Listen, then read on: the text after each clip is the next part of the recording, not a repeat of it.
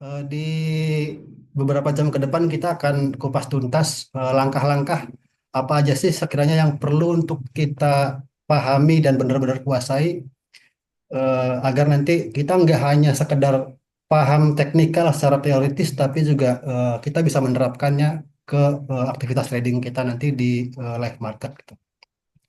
Nah, berhubung malam ini pesertanya bervariasi, ada yang sudah cukup senior ya. Saya tahu mungkin Om Andik juga udah trader senior udah lama, Om Andri juga. Tapi juga ada beberapa juga yang mungkin belum mengenal sama sekali sebelumnya. Makanya saya akan coba paparkan ini semudah mungkin untuk bisa dipahami oleh semua level ya. Entah itu yang baru mulai belajar atau bahkan yang sudah berpengalaman, tentunya akan lebih mudah memahami lagi. Oke, kita lanjut ke slide berikutnya.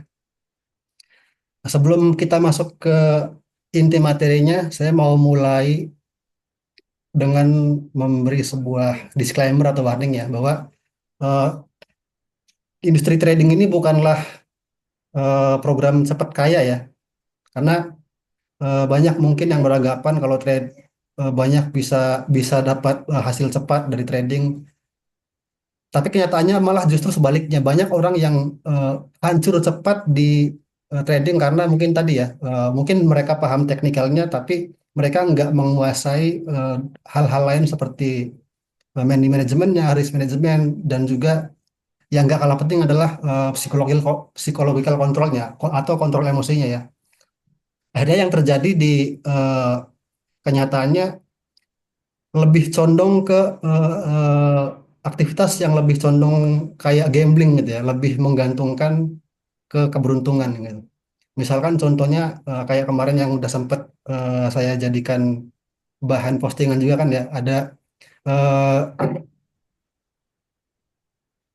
contohnya seseorang gitu hanya dengan modal beberapa ratus dolar tapi open posisinya lotnya tinggi banget gitu. Akhirnya ya itu tadi eh, yang terjadi risk manajemennya nggak sehat, apalagi di pair yang cukup tinggi volatilitasnya, ketika dia geraknya beberapa puluh pips aja udah floating minusnya banyak banget. Kita itu tadi saya nyebutnya itu lebih ke gambling ya, kalau kayak gitu berarti mereka paham paham cara analisa, paham cara segala macam, tapi nggak paham mengelola resikonya, nggak paham mengelola emosinya juga dan sebagainya. Akhirnya ya, banyakkan 1 2 hari bisa profit, hari-hari berikutnya wassalam, bahkan habis semua modalnya karena ya dilikuidasi oleh market ya, atau margin call istilahnya gitu.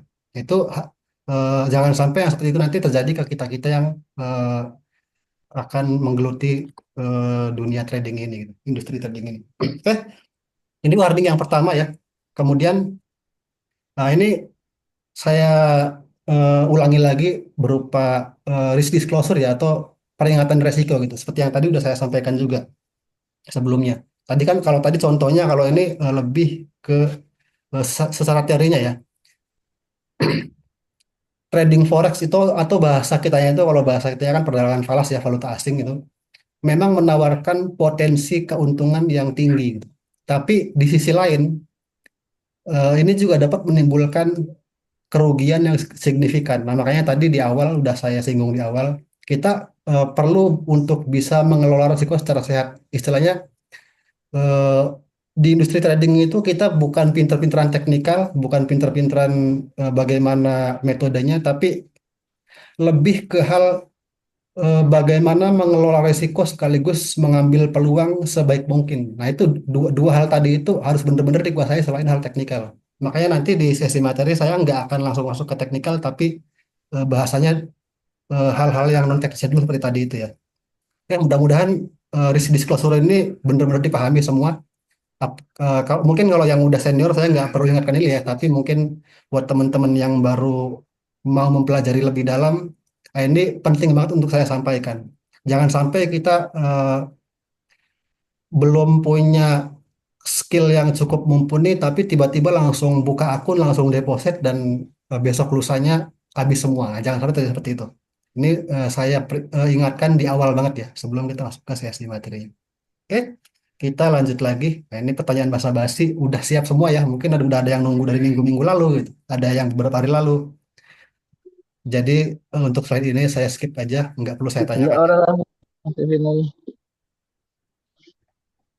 Oke, Eh, kita masuk ke materi pendahuluan.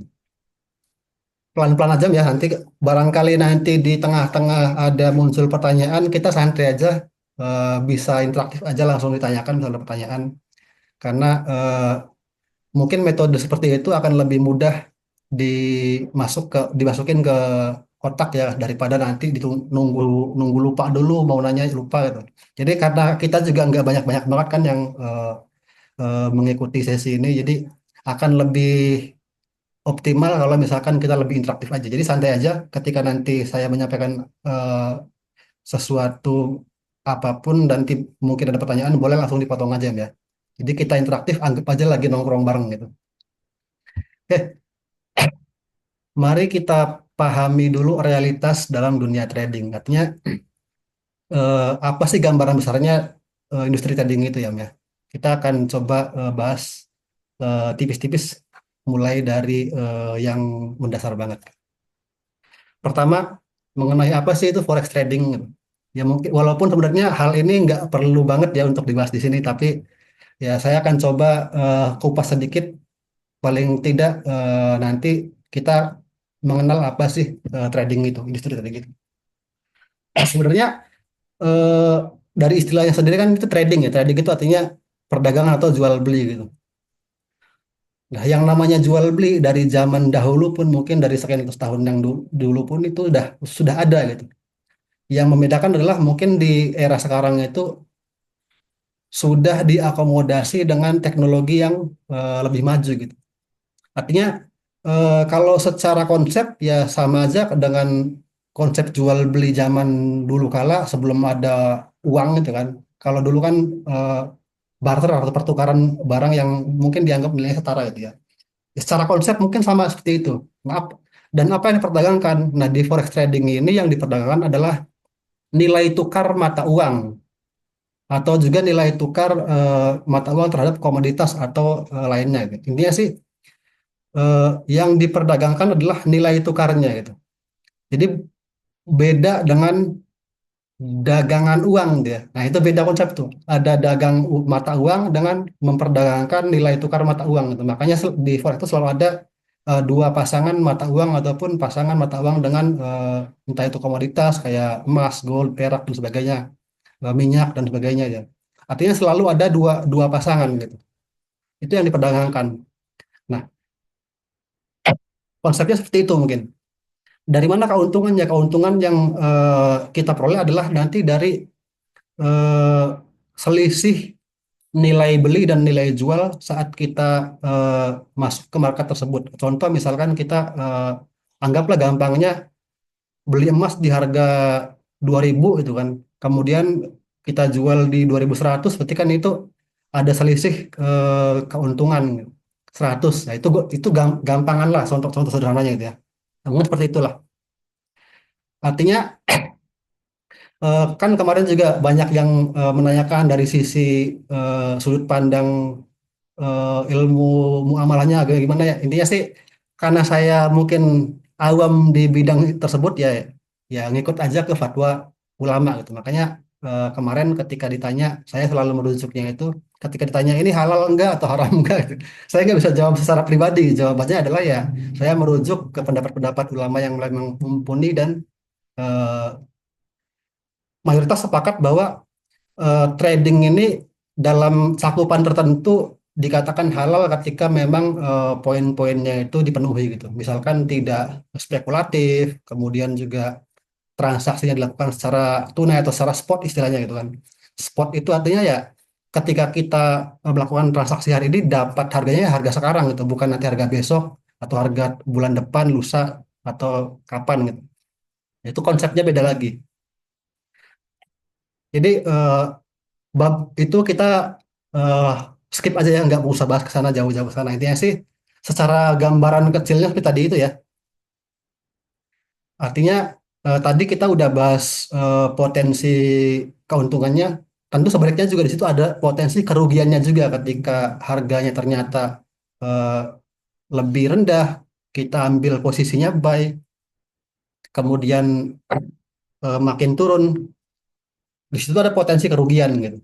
Nah, kenapa terjadi banyak di luaran sana itu yang kok turunnya nilainya nggak seberapa tapi ruginya banyak gitu, bahkan sampai kehabisan modal. Nah, karena di industri trading ini ada yang namanya leverage atau kalau bahasa katanya itu daya ungkit ya gitu. Artinya leverage itu istilahnya kita bisa bertransaksi dengan nilai transaksi yang lebih besar dengan modal yang kita miliki itu misalkan sepersekiannya. Misal yang banyak dipergunakan itu kalau di Indonesia rata-rata kan 1:100. Kalau di luaran itu ada yang lebih rendah lagi 1:30. Cuma kebanyakan broker-broker yang mungkin eh, sifatnya itu broker yang mengambil keuntungan dari orang-orang yang trading pakai emosi, pakai nafsu. Mereka itu kebanyakan menawarkan leverage yang luar biasa tinggi, 1:500, 1 banding sekian ribu, 2.000. Nah itu yang bisa menimbulkan potensi kerugian sangat tinggi sekali gitu. Artinya bayangin misalkan kita punya modal gambarannya 1.000 lah atau 100 dolar deh, yang gampang biar kita ngebayanginnya gampang kecil aja. Kita eh, punya modal 100 dolar gitu. Kemudian pakai leverage 1:1.000. Artinya dengan 100 dolar kita bisa ambil transaksi sampai senilai 100.000 dolar itu, 1.000 kali lipat. Ya makanya ketika turunnya eh, pergerakan harganya itu turunnya sedikit, walaupun penurunannya sedikit, tapi karena nilai transaksinya itu tadi besar, menggunakan leverage yang sangat tinggi, makanya eh, si broker itu akan melikuidasi modal kita karena modal yang kita miliki udah nggak sanggup untuk menahan kerugian terhadap transaksi kita gitu. Nah, mudah-mudahan sampai di sini konsep leverage cukup itu ya cukup dipahami gitu. Makanya garis besar yang mau saya sampaikan di poin ini adalah di industri trading ini ada beberapa hal yang mungkin saya nyebutnya itu sebagai sesuatu yang menjebak gitu. Salah satunya adalah leverage ini. Jadi kita harus bijak dalam menggunakan perkalian leverage ini. Kalau saran saya ya maksimal 100 aja. Jadi kalau misalkan mau pakai eh, leverage-nya berapa, di maksimal terbesarnya itu 1:100. Jangan sampai 200, 500 bahkan sampai ribuan. Yaitu kita bukan mau trading tapi mau spekulasi atau lebih condongnya ke judai gitu ya mungkin ya. Lebih menggantungkan ke keberuntungan gitu. Makanya kalau broker-broker di luaran itu yang pakai ngikutin peraturan internasional, rata-rata membatasi leverage itu nggak sampai tinggi-tinggi banget, satu satu 30 atau 50, supaya ya tadi itu eh, sifat gamblingnya itu nggak sampai muncul gitu. Nah, poin pertama yang paling penting mau saya sampaikan di sini adalah ketika kita mau trading, bijaklah dalam menggunakan angka leverage gitu. Artinya jangan sampai leverage ini walaupun memberikan kemudahan tadi ya contohnya kan memberikan kemudahan bagi kita untuk bisa membuka transaksi dengan nilai lebih besar, tapi di balik itu resikonya pun ikut membesar gitu. Makanya ya eh, yang paling bisa melindungi modal kita adalah kita sendiri gitu. Jadi kalaupun misalkan broker menawarkan leverage-nya ratusan persen, ratusan kali gitu, ya kita harus bijak menentukan berapa sih leverage yang bisa kita pakai gitu. Karena semakin tinggi leverage, semakin mudah kita untuk tergoda open posisi dengan lot yang lebih tinggi gitu. Lot ini artinya tadi ya ukuran transaksi tadi. Semakin tinggi nilai lotnya, maka semakin besar juga margin yang dibutuhkan oleh broker. Nah, bahayanya ketika kita pakai leverage yang super tinggi gitu, marginnya jadinya terlihatnya kecil. Tapi ya itu tadi, karena marginnya kecil, eh, kita bisa membuka posisi besar dengan modal yang kecil gitu. Akhirnya yang terjadi adalah eh, risk manajemennya itu, artinya manajemen risikonya itu jadi nggak sehat gitu. Nah, yang terjadi kebanyakan kalau kita udah pakai over leverage, apalagi nanti overtrade dan sebagainya, hitungan hari modal pasti habis itu, berapapun nilainya. Ya mungkin di sini udah ada contohnya juga ya, salah satu senior juga, mungkin saya nyebutnya veteran itu kemarin. Sempat curhat kemarin di chat WA itu kan. sekian tahun lalu ratusan juta lenyap ya Om ya. Nah, mudah-mudahan nanti ke depan bisa perlahan bisa balikin lagi gitu. Tapi jangan sampai nafsu, saya pengen balikin yang kemarin-kemarin, tahun-tahun kemarin secara cepat. Nah itu nanti yang ada malah lebih dalam lagi tuh. Lebih nambah ratusan juta lagi gitu dalamnya. Mudah-mudahan nggak terjadian ya. Dan yang terbaru katanya 3 bulan lalu 50 juta 3 hari habis.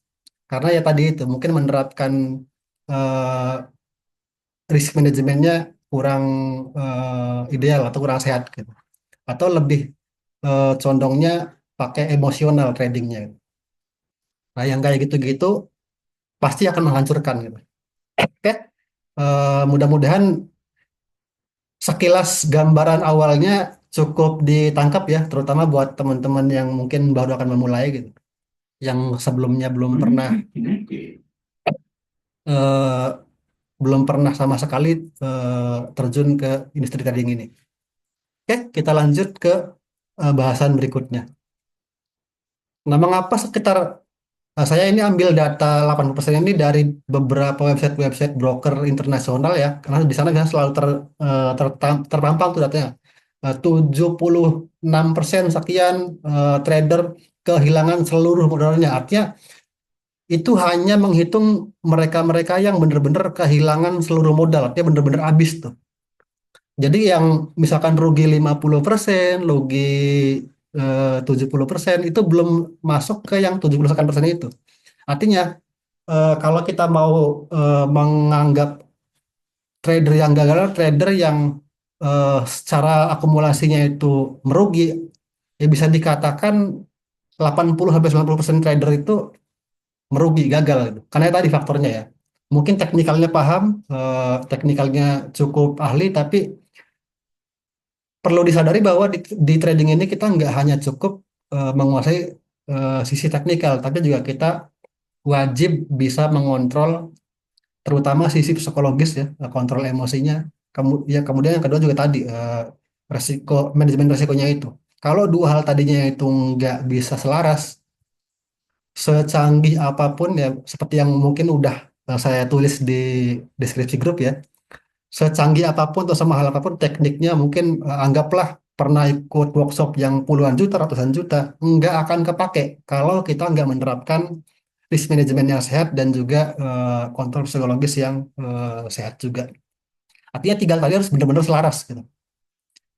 Nah, jadi poin pentingnya adalah supaya kita nggak menjadi bagian yang 80-90% tadi ini, kita benar-benar harus bisa melatih diri sebelum nanti kita terjun ke industri trading yang sebenarnya, artinya benar-benar trading pakai real money, pakai modal sesungguhnya gitu kan, nggak cuma demo. Kita harus bener-bener latih diri dulu. Jangan sampai baru latihan seminggu 2 minggu langsung deposit 1.000 2.000 misalkan. Nah itu eh, saya pastikan habis hitungan hari gitu. Makanya saya nggak menyarankan walaupun teman-teman eh, misalkan punya modal yang mau dialokasikan untuk trading, kalau belum dirasa belum cukup menguasai, jangan dulu gitu. Masih penting asah dulu, asah kemampuan dulu.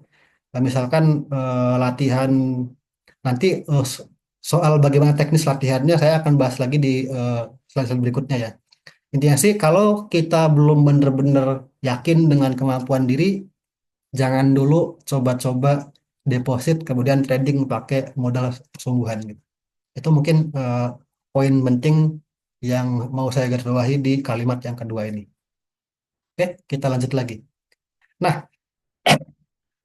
di sini pondasi pola pikir yang perlu untuk kita tanamkan ya. Jangan sampai menganggap trading ini sebagai eh, istilahnya itu main trading gitu. Tapi kita perlu tanamkan mindset bahwa trader adalah sebuah profesi gitu.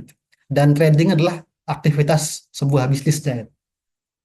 Jadi yang namanya bisnis kan bisnis apapun itu nggak hanya trading, nggak hanya sebagai trader. Yang namanya bisnis di bidang apapun selalu ada dua sisi yang nggak terpisahkan. Artinya di situ ada resiko dan juga ada potensi. Artinya yang perlu kita tanamkan ke mindset kita adalah eh, ilmu trading adalah ilmu untuk bagaimana kita mengelola resiko sebaik mungkin dan bisa menangkap potensi yang hadir sebaik mungkin. Nah, dua hal tadi ya. Artinya mengelola resiko dan menangkap peluang, gitu. Nah, misalkan ada peluang nih di market, tapi belum ada tanda-tanda yang bagus nih, artinya belum ada signal yang bisa meyakinkan kita bahwa probabilitas terhadap peluang tadi itu benar-benar bagus, gitu. Ya jangan dulu, tahan dulu, karena seni di trading ini adalah siapa yang lebih bisa sabar menunggu, dia yang cenderung akan lebih berhasil gitu.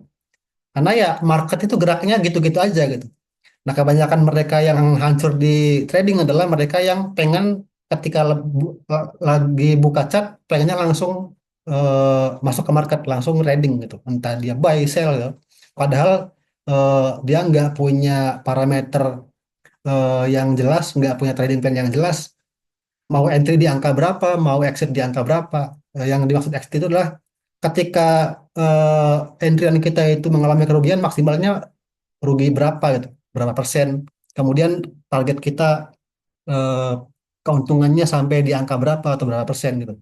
Kalau angka-angka tadi itu kita masih belum punya bayangan, ya kita jangan masuk ke market, gitu. Artinya poinnya adalah selalu dasari trading plan, trading activity kita dengan trading plan gitu. Jadi kalau kalau tiga hal tadi ya kita nggak tahu di mana harus entry, kemudian kalau loss di angka berapa, berapa persen, kalau misalkan sesuai dengan ekspektasi kita, kita mau take profit di mana atau di angka berapa persen. Kalau tiga hal tadi itu kita masih belum punya bayangan, ya jangan entry, jangan masuk ke market. Karena kalau dipaksakan ya pasti nanti akan diseret-seret sama market tuh. Misalkan pakai tebak-tebakan, kita open posisi buy gitu. Ternyata marketnya bergeraknya sebaliknya. Nah, itulah nanti ketika ketika seperti itu emosional kita mulai akan terganggu tuh. Sifat-sifat dasar manusianya nanti akan terpancing. Nah, itu soal itu nanti kita bahas lagi di slide berikutnya. Intinya, poin pentingnya adalah kita ini ya harus menganggap bahwa trading ini adalah sebagai sebuah bisnis. Artinya tadi ya udah saya garis bawahi bahwa bisnis apapun ada resikonya dan ada potensinya dan tugas kita adalah mengelola hal tadi, gitu. Mengelola resikonya eh, minimal mungkin dan menangkap peluangnya sebaik mungkin. Sebenarnya konsepnya seperti itu sih. Oke, kita lanjut lagi. Oke, kita lanjut bahasannya ya. Tadi tiga kalimat intermezzo tapi cukup panjang saya jelasinnya. Supaya bener-bener bisa masuk ya ke otak bawah sadar kita gitu. Nah, kita lanjut lagi ke slide berikutnya. Apa yang akan kita pelajari mulai malam hari ini dan seterusnya gitu. Ya, secara poin-poinnya mungkin kita akan belajar mengenai ini ya, pentingnya sebuah keselarasan dalam trading. Ini udah saya singgung tadi sebelumnya ya. Artinya kita akan belajar bagaimana hubungan antara manajemen resiko, tadi ya udah saya jelaskan juga di awal. Manajemen resiko itu risk management, kemudian psikologi trading atau kita biasa sebut juga sebagai kontrol emosionalnya gitu. Dan trading plan yang sehat itu eh, harus selaras, gitu. Artinya tiga-tiganya harus sehat semua. Kita punya trading plan yang sehat, kita punya eh, psikologis yang bagus, tapi kalau manajemen resikonya nggak bagus, contohnya kemarin itu ya udah saya posting di Facebook sama saya posting gitu. Modalnya sekian ratus doang, open load-nya 0,5 gitu. Artinya ketika dia market itu geraknya beberapa puluh pip aja, ya udah tuh habis semua modal gitu. Artinya eh, trading plan-nya bagus gitu. Kemudian psikologisnya juga dia bisa ngontrol, tapi resikonya itu dia terlalu besar gitu ya, maka tetap aja hancur gitu. Atau misalkan manajemen manajemen resikonya dia awalnya bagus juga, trading plan-nya bagus juga gitu. Jadi contoh misalkan kita start awalnya itu dari modal $200 misalkan. Pakai lotnya masih sehat tuh 0,1, 0,01, 0,02 tuh. Terus profit, profit, profit, profit karena nah ini jebakan profit juga bahaya juga nih Om. Ketika ngerasa oh ternyata profit di trading gampang, psikologisnya mulai terganggu tuh jebakan profit. Karena jebakan profit tadi ya, ngerasa gampang akhirnya udah lupa sama yang namanya manajemen risiko, langsung digedein lotnya. Awalnya sehat pakai pakai kalkulasi yang sehat, tiba-tiba dari 0,01 0,02 langsung ke sekian puluh kali lipat gitu lotnya. Dan apesnya ketika lotnya dinaikin, pergerakan market nggak sesuai dengan ekspektasinya. Ya, akhirnya hancur juga, margin call juga gitu. Nah, artinya eh, tiga hal ini harus selalu kita pegang teguh di setiap saat, entah itu saat kita eh, lagi membuat trading plan, termasuk juga saat kita menjalankan aktivitas tradingnya itu ya. Jadi bukan hanya floating minus aja yang bahaya, profit terus juga itu bahaya juga. Kalau misalkan kita tiba-tiba lupa sama risk management yang sehat, contohnya tadi ya, contohnya tiba-tiba naikin jumlah lot dengan drastis gitu, puluhan kali lipat. Contohnya dari 0,01 jadi 0,5 misalkan. Sedangkan modalnya cuma ratusan dolar doang, ya udah kehancuran di depan mata gitu. Nah, itu ya mungkin gambaran pentingnya keselarasan antar tiga hal ini gitu. Nah, ini saya kasih nomor ya, ada nomor satu, dua, tiga. Ini adalah bab-bab yang akan kita bahas di slide-slide berikutnya gitu. Kemudian, nah ini juga nggak kalah penting ya untuk saya sampaikan. Filosofi konsistensi jangka panjang itu jauh lebih penting eh, daripada profit besar dalam waktu singkat. Artinya di industri trading ini kita jangan sampai terpancing untuk pengen eh, profit besar dalam waktu singkat, dalam waktu cepat. Misalkan pengen 100% sehari atau misalkan eh, sekian persen dalam sekian hari. Trading itu bukan eh, dilihat dari berapa harinya, tapi seberapa lama kita bisa bertahan di market gitu. Artinya yang dibutuhkan adalah konsistensi gitu. Lebih baik kita profitnya itu dikit, dikit, dikit, tapi secara akumulasi total akumulasi profitnya itu lebih tinggi dibandingkan dengan total akumulasi loss gitu. Itu yang disebut dengan istilahnya itu profit factor ya. Jadi eh, sebuah akun trading itu dikatakan profit ketika total akumulasi profitnya itu lebih tinggi dibandingkan akumulasi kerugiannya. Atau kalau misalkan di rata-rata, minimalnya itu untuk BEP itu satu angkanya, profit faktornya. Artinya misalkan eh, gambaran kecilnya ya, misalkan dalam dalam satu minggu atau 2 minggu atau 1 bulan lah ya. Kita misalkan total akumulasinya itu kan kalau dia dari tiap tradingnya kan misalkan $10, $20, atau misalkan ada yang agak besar $50. Terus diakumulasi misalkan total selama 1 bulan 1.000 keuntungannya. Tapi kan nggak mungkin kita itu setiap masuk ke market selalu profit, pasti ada ruginya juga gitu. Kemudian ketika diakumulasi ternyata total akumulasi transaksi yang rugi itu nilai kerugiannya $600 itu misalkan. Nah ini baru dikatakan akun trading tadi itu sehat karena akumulasi profitnya itu lebih tinggi dibandingkan dengan akumulasi loss. Artinya kalau dengan contoh tadi itu akumulasi profitnya 1.000, akumulasi lossnya itu 600. Berarti ada selisih keuntungannya itu plus 400. Nah, itulah nilai keuntungan kita secara secara keseluruhannya. Nah, kemudian contoh kedua misalkan ternyata eh, sama nih keuntungan dan kerugian akumulasinya. Ah, Total akumulasinya 1.000, misalkan kerugiannya juga sama 1.000. Berarti itu kita BEP itu. Artinya enggak plus enggak minus juga. Nah, yang buruk adalah ketika akumulasi keseluruhan profitnya itu lebih kecil dari akumulasi keseluruhan loss-nya atau kerugiannya gitu. Misalkan total profitnya selama sebulan 500, tapi total ruginya itu misalkan 700, artinya ada minus 200 di situ. Nah, itu baru dikatakan eh, secara keseluruhan akun tersebut dalam kondisi merugi atau floating minus gitu ya. Atau secara istilahnya itu drawdown-nya itu atau nilai keseluruhannya itu dia turun dari modal awalnya, turun $200 gitu kan. Jadi dilihatnya itu dari total keseluruhan akumulasi. Jangan dilihat dari 1 2 hari, tapi nanti di hari berikutnya loss besar akhirnya sampai istilahnya sampai margin call gitu. Oke, mudah-mudahan poin ini cukup ditangkap ya. Artinya kita lebih baik bisa bertahan lama di market dengan profit faktornya yang tadi itu ya yang sehat. Artinya akumulasinya lebih tinggi dibandingkan profit sehari 2 hari besar, tapi nanti besok lusanya minusnya besar juga, gitu. Lebih besar dari profit yang di beberapa hari awalnya itu. Itu nggak sehat namanya. Oke, kita lanjut lagi. Nah, kunci supaya nanti kita bisa sehat secara akumulasi tadi, caranya adalah ini tadi seperti yang sudah saya sampaikan di awal. Plan your trade and trade your plan. Artinya setiap mau masuk ke market kita harus punya rencana trading dulu nih. Seperti yang tadi udah saya contohkan ya. Kita perlu analisis dulu nih. Misalkan pagi-pagi kita charting gitu kan. Menganalisa kira-kira harga pergerakannya kemana. Kita mau ambil potensi entry di harga berapa. Itu namanya trading plan gitu.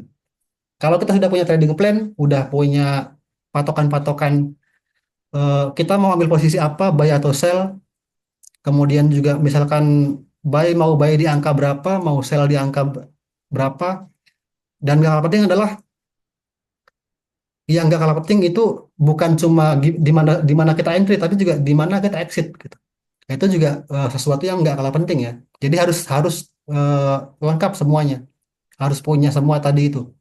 Kita mau opsi apa, buy atau sell, gitu. Kemudian kita entry-nya mau di mana, kemudian kita mau exitnya di mana, gitu. Kalau misalkan profitnya mau berapa persen, kalau misalkan loss kita bisa menanggung bersedia menanggungnya itu berapa persen gitu, bersedia menanggung kerugiannya. Nah, kalau kita sudah punya data tadi, baru nanti kita tinggal tunggu market berjalan. Ketika sudah datang waktunya, kita tinggal eksekusi gitu. Atau bisa juga gampangnya kita tinggal place pending order gitu, istilahnya.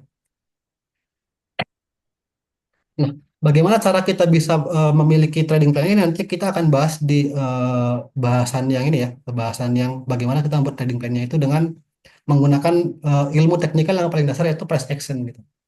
Nah, mungkin beberapa teman-teman yang hadir di sini udah ada juga kan yang tadi yang udah cukup senior di dunia trading, mungkin udah mempelajari banyak teknikal tuh, bermacam-macam nama teknikal, ada yang ICT, SMC dan sebagainya. Cuma kalau misalkan kita eh, apa namanya pelajari lebih dalam lagi ke semua nama-nama istilah tadi itu, muaranya induknya itu satu, sama-sama aja, sama-sama price action gitu. Artinya daripada nanti kita itu ngapalin banyak istilah, daripada kita ngapalin banyak pola-pola yang akan nanti membuat kita malah jadi pusing gitu. Akhirnya malah jadi bingung ketika dihadapkan dengan market. Ya lebih baik kita balik lagi aja ke hal yang paling mendasar gitu. Karena di dunia eh, trading ini, di industri forex ini, yang paling mendasar adalah soal price action atau pergerakan harga gitu ya. Yang dimaksud dengan price action itu adalah bagaimana pola-pola pergerakan harga itu terjadi di market. Nah, ini nanti yang akan kita pelajari secara mendalam di bab soal teknikalnya gitu. Sampai sini eh, masih jelas kan ya? Belum belum mumet kan ya? Kita lanjut lagi. Nah, nanti baru di akhir kita akan setelah sudah bahas bahasan tentang teknikalnya, kita juga nanti akan tutup dengan apa sih kira-kira kunci-kunci untuk bisa mendapatkan konsistensi dan profitabilitas yang sehat gitu. Baru nanti setelah itu kita akan tutup sesi materi ini.